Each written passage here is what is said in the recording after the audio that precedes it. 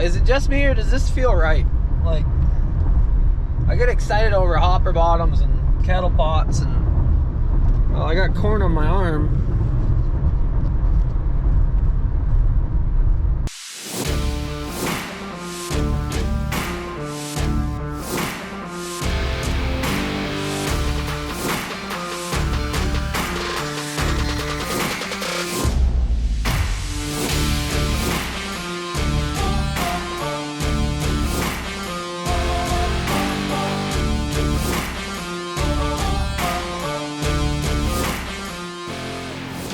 You are now watching Farming with Duffy Ag.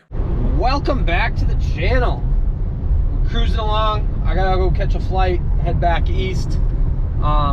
Previously, you guys got some sort of idea of what is going on in the layout of the land. It's pretty freaking wild out here. So I'm cruising along here. We're coming up. There's a short bin here, which I don't understand why anybody did that. Like, it's a little stubby bin, unless you're planning on like building that up. That thing's only like, the sidewalls are only like, what, 10 foot, 20 foot, 15 foot tall? They're just as tall as the building. And then there's a big site here, and he said these people they do like 2,000, 2,500 cow-calf pairs and grain farm, and it's one brother and then another brother has another place. They had quite the spread right here.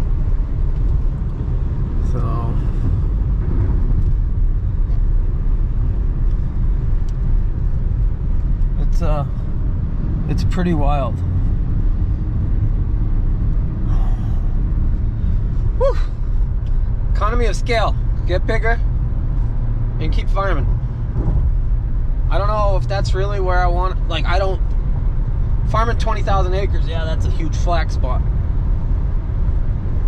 I like running older equipment in there. It's gonna be tough. Well, I'm not far. That's not 20,000 acres that I was just talking to.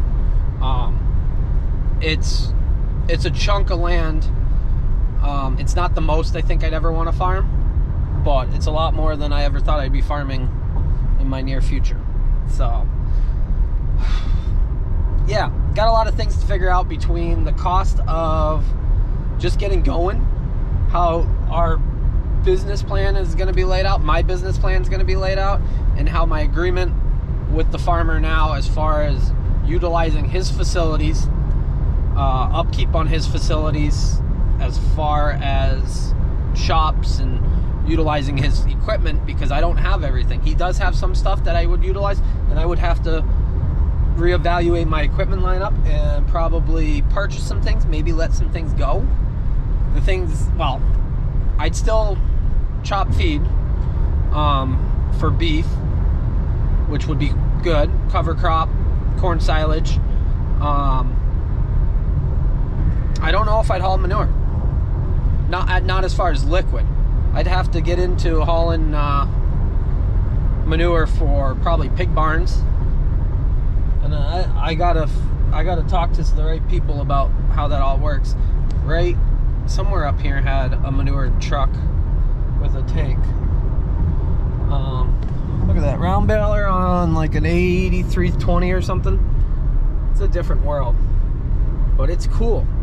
But I think there's so much opportunity to clean up things and continue to grow and have the ability to do some beef cow operation stuff, have the ability to wrench on stuff, have the ability to go on tours, see things, and then live the crop farm life.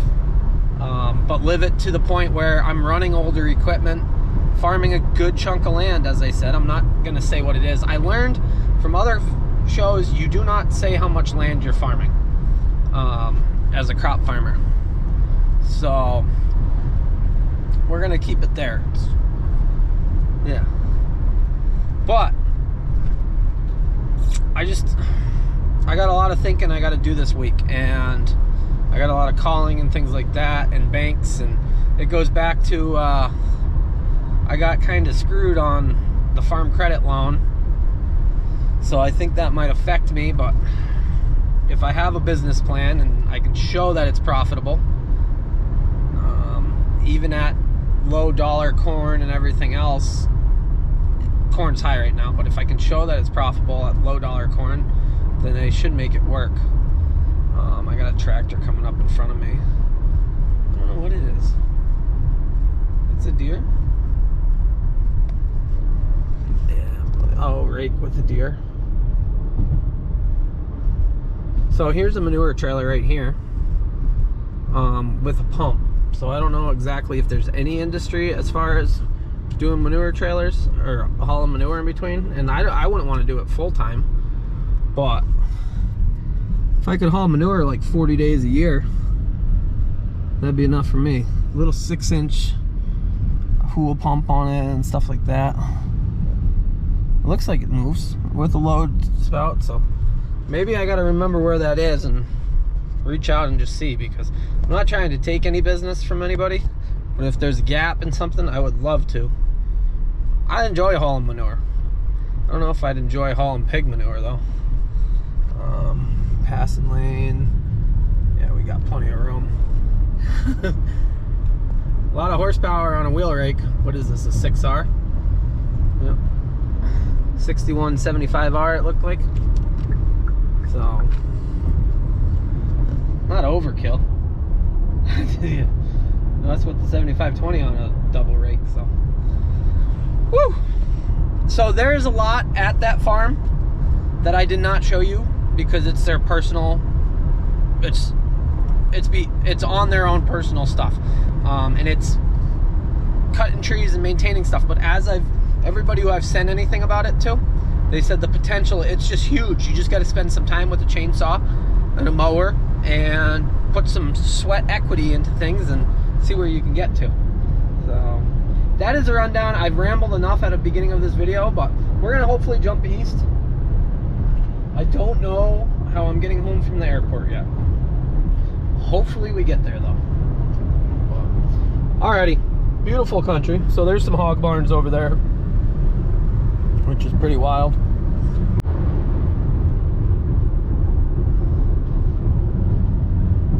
Nice shop in the back, hopper bottom, live bottoms, 2 trailers. Whew. I don't know, is it just me or does this feel right? Like, I get excited over hopper bottoms and kettle pots and, well, I got corn on my arm.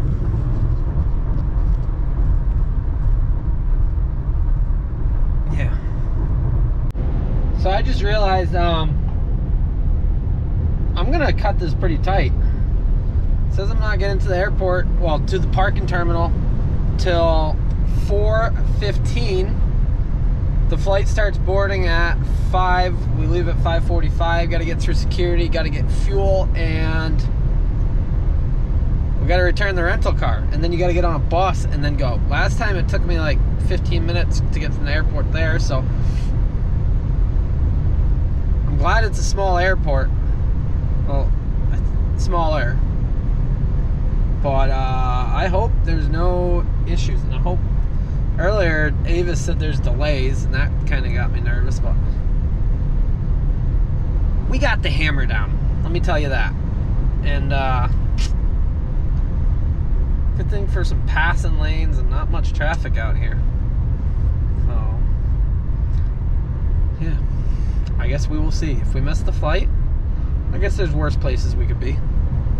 I didn't even realize when we came through here, that's the Kawasaki plant. So I don't know exactly what they build at this Kawasaki plant. If you guys do, let me know.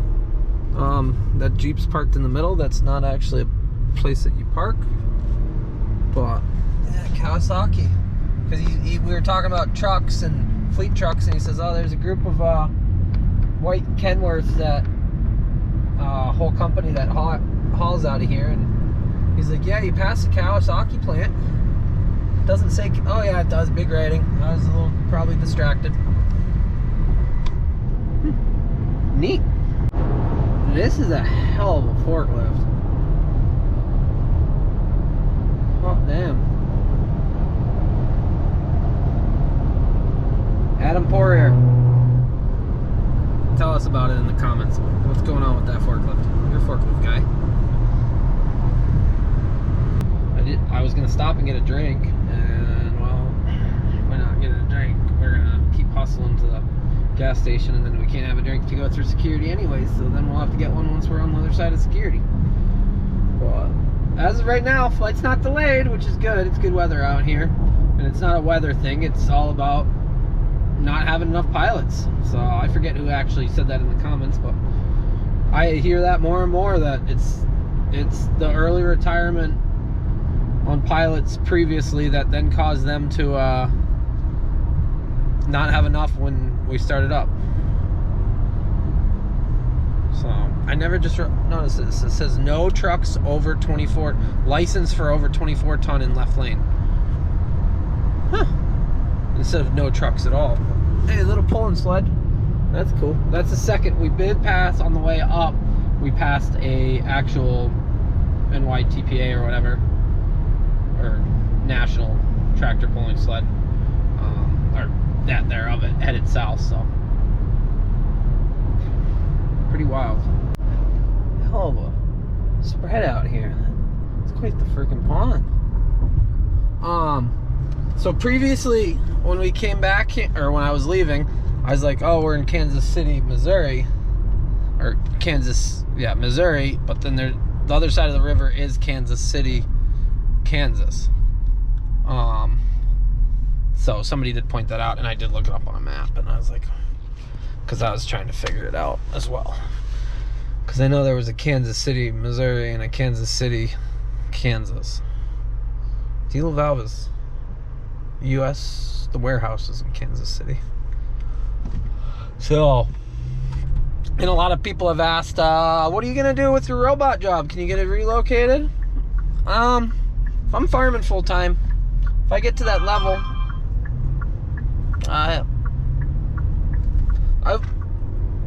who I work for right now, I really enjoy it. I don't think working for many other dealerships would be the same way. So we'll leave it at that. I gotta figure out if I'm gonna make a move or what's gonna go on. Yeah. Rental car's dropped off. It's pretty hot here, so we're gonna go get on a bus. Gotta figure out what terminal we're in. I think we're in A. I don't know, maybe we're in B. But jump on a bus. Hey everybody. Catch a plane. Catch another plane. And go.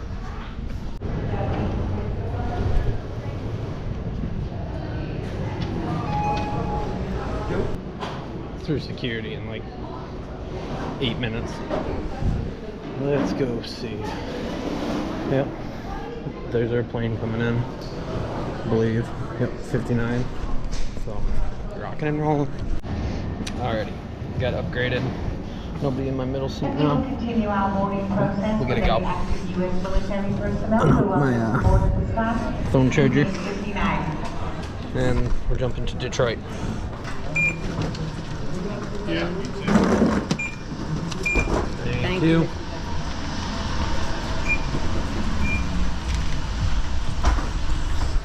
So it's wild, they still say thank you, Mr. Duffy, for all this time of flying.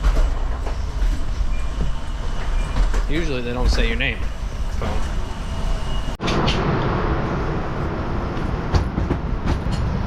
Boarded.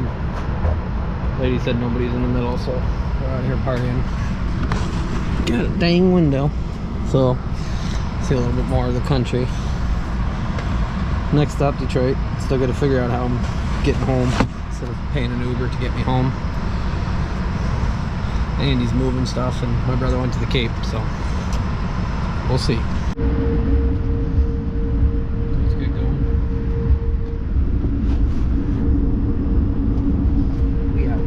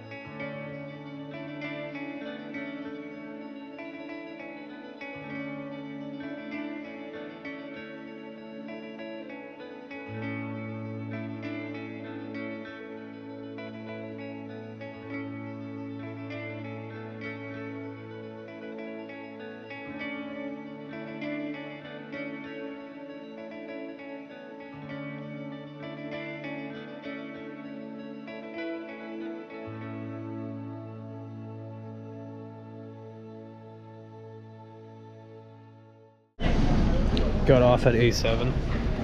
I'm getting back on the same plane to go to Boston. Good plan. Got everything downloaded from the drone onto here. That way on the flight I can actually edit. I didn't have a set of headphones and my bag was packed, so I'm gonna edit a video. Had a Grey Goose and cranberry, and the flight is starting to board, so